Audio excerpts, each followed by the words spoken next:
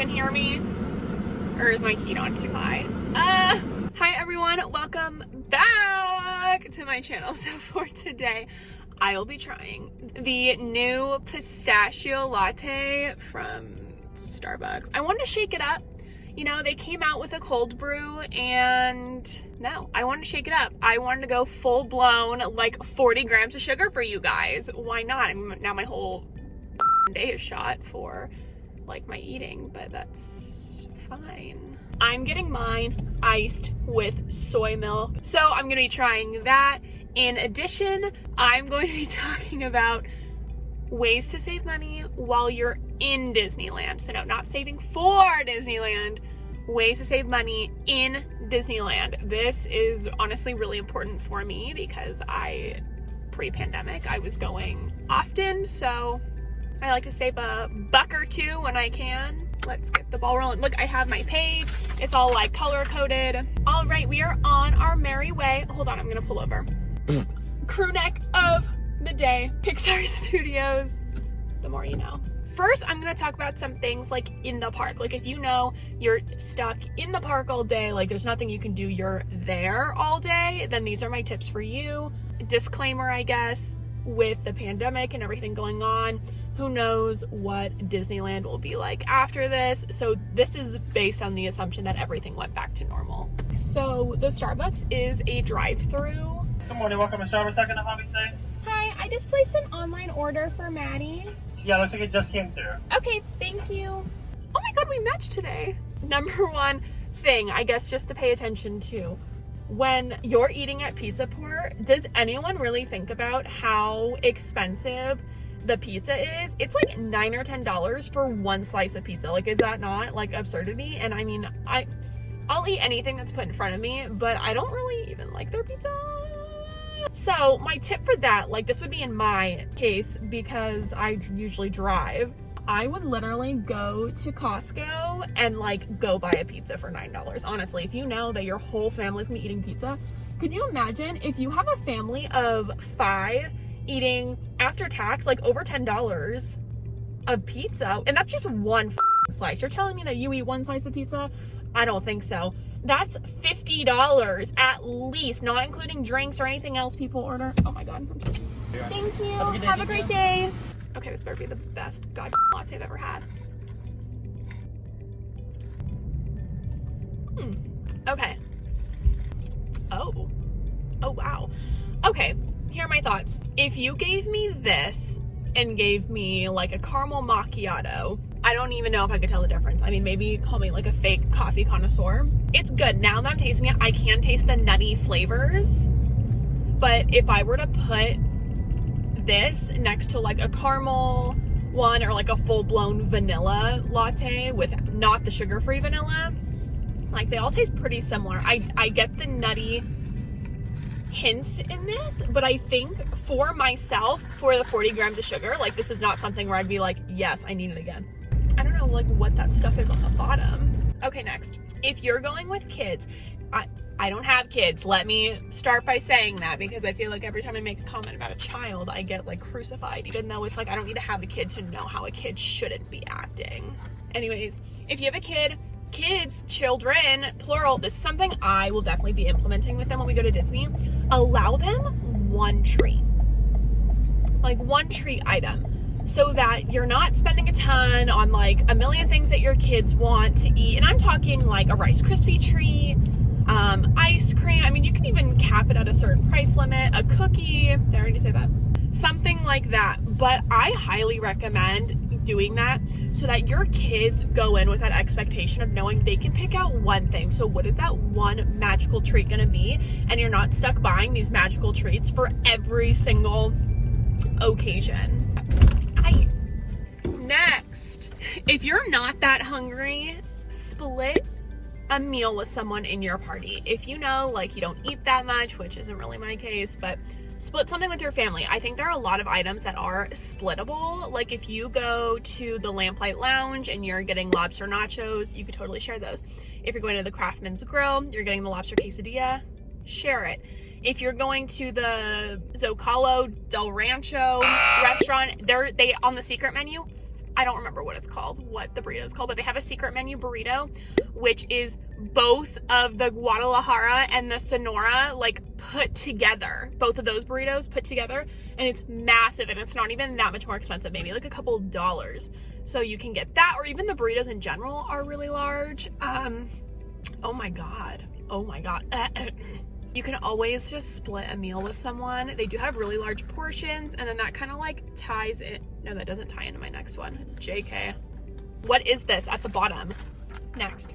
This ties into the last one, and then that kind of like ties it. No, that doesn't tie into my next one. JK. If you aren't super hungry, see if you can get a side dish of something. Something you can look at is if you barely meet that like lunchtime cutoff, you might be able to get a lunch size portion. I specifically put on here those garlic fries from New Orleans. There are these like garlic fries, and I don't even like garlic fries, and they were slam in.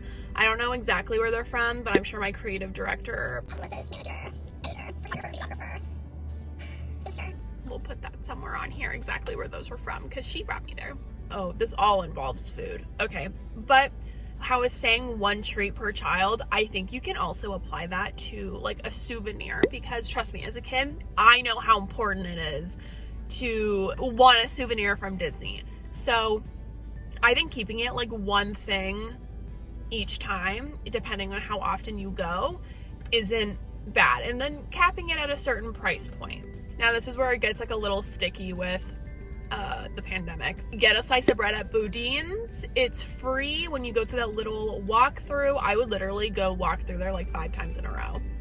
I'd be like that meme where I'd like put my head up, and then I'd like put sunglasses on in the next one, and then I'd put my mini ears on in the next one, and then I'd take my jacket off in the next one when I'd make my rounds. And you can get a little square of Ghirardelli chocolate if you go in Ghirardelli. Of course, I'm not like recommending you to just go in Ghirardelli and get the free square, but they have it. Okay, so next little like category, it's kind of like stuff that you can do not in the park to save money. I mean, the pizza port thing with buying a whole pizza, that could have gone in this category as well, because it's, yeah. So bring a refillable water bottle instead of buying water bottle. Honestly, this should just be like common sense. First of all, we want to save the planet, and 2, their water bottles are like $6. Now there are some places where you can get like cups of water for free, but like I'm not trying to have to gulp that down before going on the Pirates of the Caribbean ride and then have to toss it. Like I want my drink with me. Like, oh my god, I'm on Astro Blasters and I am parched. Let me just take a little sip of my water. Next, bring snacks. Again, this will depend on where you're coming from, but if you're driving, I would suggest, which I believe I mentioned this in the last one, the planning for Disney, bring a cooler. If you're driving, I think you can save a lot more money than someone who's flying and doesn't have a car and is like literally stuck on the campus. On the grounds of like hotels / Disney. I would bring as much food as you can. I always bring Trader Joe's wraps. We bring tons of energy drinks. I used to buy my energy drinks there years ago. They're like almost $7 for one. Granola bars. We used to, when my whole family would go when we were younger, we used to bring like fat Tupperware of snacks because we would go to Disney for like days. Ooh, my stomach. Let's see. Next, leave the park for meals. Again, this depends on your situation. If you are hoofing it on foot, then your options are very slim. Now, if you have a car and you're leaving the parking structure, the world is your oyster. I know I'm just being really repetitive, but it is. So if you're trying to save money, go to McDonald's. Like, do you really think anyone in your family would care? Because, I mean, I haven't gone to Disney World. That trip is in the works of being planned for post-pandemic. But it seems like, from what I've read, what I've watched, Disney World is about the food, honey. Like, I care more about the food in Disney World as of now than like the rides, just everything else. I'm more concerned about the dining plan. We already have spreadsheets. If like all of these restaurants are open, which ones we want to go to, what we're ordering. Like, this is what we do. We, as in me and my creative director, blah, blah, blah, blah, blah, the list goes on. Sister, This is what we've been doing. Disney World, I think, is definitely more about the food, where I don't think Disneyland is not really about the food. I think they have salmon food, but I'm eating for one, not for a family that's picky AF. It's not about some jank piece of pizza at Pizza Port. I said what I said. These last two I mentioned in the planning for a Disney trip. I'll mention them again if you didn't watch that. Stay at a hotel with happy hour if you know you're gonna be drinking in the park. So I spent a lot of money last time I went drinking at the park. Oh, don't get me wrong, I don't regret one cent of those, because the spicy watermelon margarita from Craftman's bar, or actually no, I think it's inside the Grand Californian. Chef's kiss. I don't regret it, even though it's like $20 a drink. But it was my 21st birthday, so I had to splurge. Anywho, and then lastly, free breakfast at a hotel is lovely. Again, I mentioned this in the last driving with me video. Same thing, Embassy Suites has free made to order breakfast, so it's not some like jank city continental like hard-boiled egg and banana business. It's like made to order omelets, and there's really nicely seasoned potatoes, and there's oatmeal and bagels and all of the juices, coffee. Oops, let me see, is there anything else? Let me give you my final thoughts on this. Yeah, I don't like care. That should tell you all that you need to know. Like, this drink didn't stand out to me. You do get that nuttiness. I wouldn't be able to tell you it's pistachio unless I burp again, and then I burp up like pistachio flavor, but it wasn't bad. It's a good latte. There you have it. I hope you loved this video. I have to flip a you know who, flip a biche.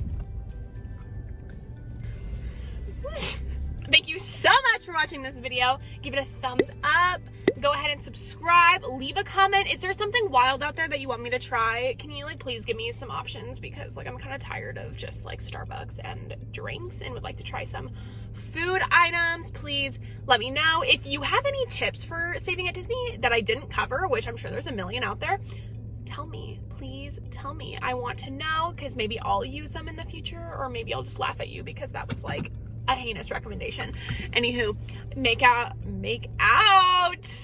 sure to check out my Instagram, Mrs. Trader Joe's, the Bae. Check out my TikTok. Yes, and I will see you in the next car drive with me video, hopefully trying something a little bit more exciting. This ain't it. It smells like a nut. Okay, we're leaving. Goodbye!